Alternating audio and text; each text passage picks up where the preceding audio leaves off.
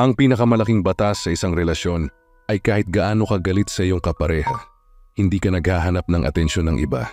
Panatili ka diyan at ayusin mo dahil mahal mo.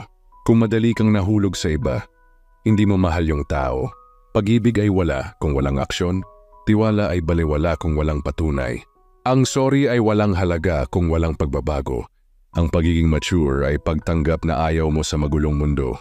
Simulang unahin ang iyong kapayapaan sa kalusugan ng isip at kaligayahan sa lahat ng bagay sa pagtatapos ng araw. Ikaw ay isang mabuting tao. Hindi ka perpekto sa anumang paraan, ngunit ang iyong mga hangarin ay mabuti. Ang iyong puso ay dalisay at nagmamahal ka sa lahat ng mayroon ka.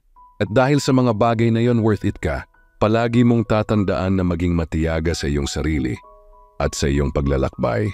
Ilugar ang iyong sarili sa mga taong nagpapahalaga sa iyong halaga at patuloy na nagsusumikap na maging pinakamahusay na bersyon ng iyong sarili.